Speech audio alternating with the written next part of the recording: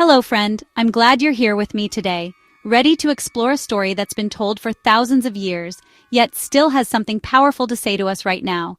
Today, we're diving into Genesis 19, a story of angels, a wicked city, and a dramatic rescue. It's a chapter filled with tension, choices, and the unexpected ways that hope can break through even the darkest moments. You might wonder, what can this ancient story teach us now?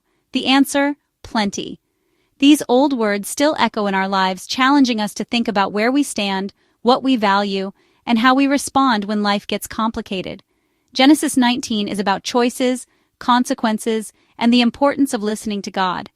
It's about the crossroads we all face, moments when we have to decide which path to take and whose voice we'll trust.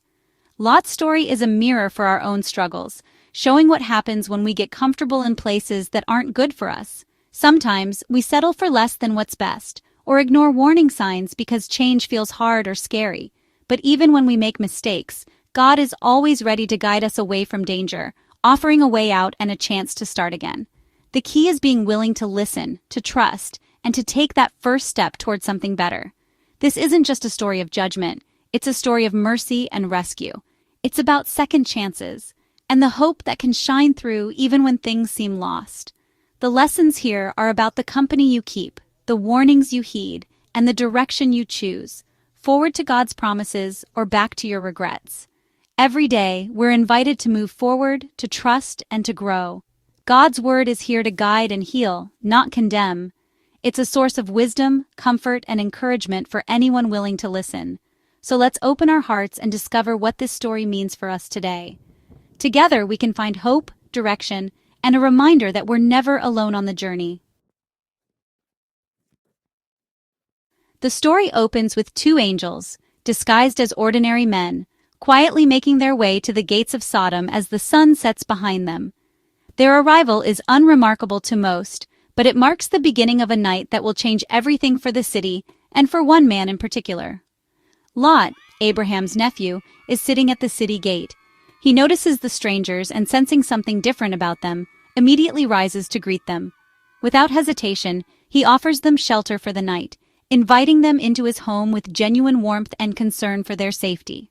In a city infamous for its wickedness and cruelty, Lot's hospitality is a rare and shining example of goodness.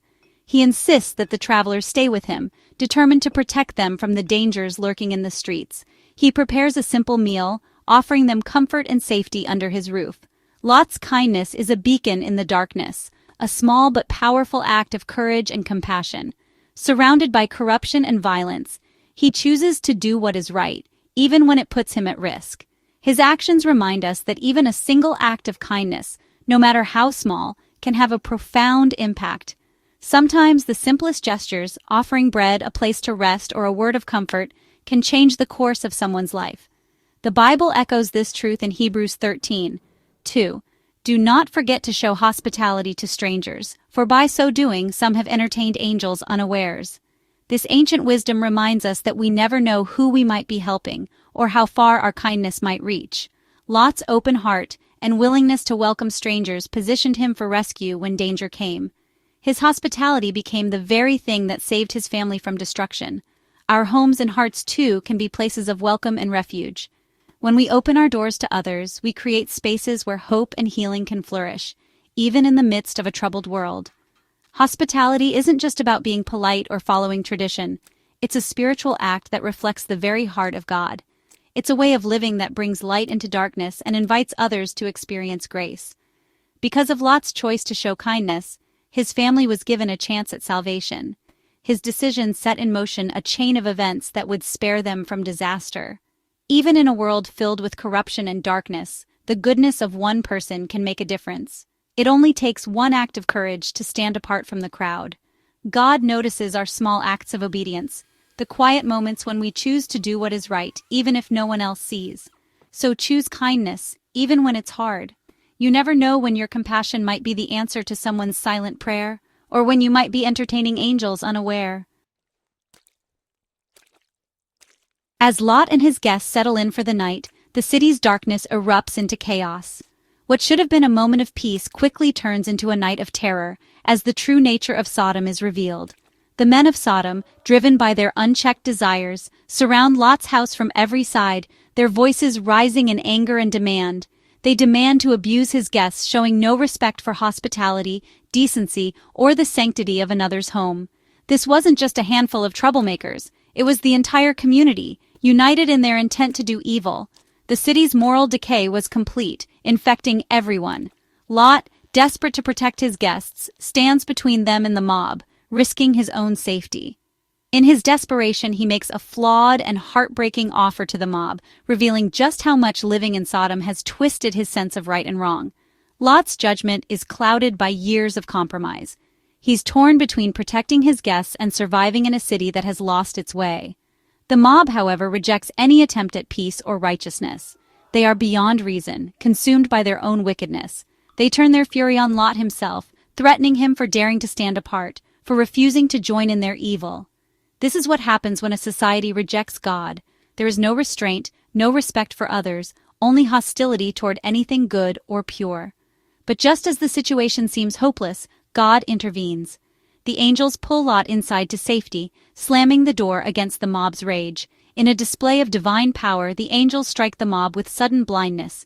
God's protection is swift and undeniable, even when those he saves are themselves imperfect and struggling. Lot is safe, but deeply shaken by what he's witnessed.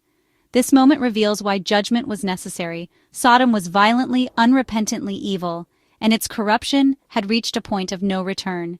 God's patience had run out. The time for warnings and second chances was over. There was no hope for change left in Sodom. The city's fate was sealed by its own choices. Evil, when left unchecked, destroys everything in its path, families, communities, and even hope itself. Yet even in judgment, God's intervention is both justice and mercy. He acts to protect the innocent and to stop the spread of evil. Sometimes God must act decisively to defend what is good, even when it means bringing an end to what is beyond saving. The story warns us, don't let your environment shape your values. Stand for what is right, even when the world around you chooses darkness. The angels reveal their mission. Sodom will be destroyed, and Lot must flee. Lot warns his sons-in-law, but they laugh it off, too comfortable to believe judgment is coming. Even after witnessing miracles, Lot hesitates, torn by what he's leaving behind. God's mercy is so great, the angels literally drag Lot and his family out of the city. The command is clear: escape for your life, don't look back. Looking back means longing for what God is rescuing you from. Lot's wife disobeys. Her heart is still in Sodom. In one moment, her divided loyalty costs her everything. The lesson: when God calls you out, don't hesitate and don't look back. Obedience is the path to safety. The pull of the past can be deadly. God's warnings are for our protection. Trust Him enough to let go. As fire rains down on Sodom, Lot's wife looks back and becomes a pillar of salt. Her body left Sodom, but her heart never did. This is a warning about divided loyalty. Jesus said, "Remember Lot's wife." Don't let your heart stay where God has called you out. Moving forward with God requires full commitment. We can't cling to the past and expect to walk into God's future. Is there a Sodom in your life you're tempted to look back on? Don't let nostalgia for what God has freed you from keep you stuck. Letting go is hard, but holding on is far more dangerous. Fix your eyes on what's ahead, not what's behind. God's future is better than anything you leave behind. Don't become frozen by regret. Move forward fully. So, how do we live out these lessons today? First, practice radical kindness. Your hospitality could change a life. Second, be careful about your environment. It shapes your heart and your choices. Don't let the world's values erode your faith. Third, listen to God's warnings and obey without delay. Don't hesitate when God calls you to move or change. Finally, don't look back. Let go of the past and embrace the new life God offers. The enemy wants you stuck in regret, but God calls you to freedom. Surround yourself with people and influences that build your faith. Obedience brings blessing and protection. Keep your eyes on God's promises, not your past. Every step forward is a step into God's destiny for you. Walk boldly with your eyes on Him. Eyes on. We've walked through a heavy story, but it's not just about judgment. It's about mercy and hope. The same God who rescued Lot is watching over you. No situation is too far gone for God's love to reach. Have a heart open to righteousness and the courage to leave behind what harms you. It's a daily choice to walk toward God and away from the world. You're not alone. God gives you strength for every step. When you feel the pull of your old life, remember Lot's wife and look forward.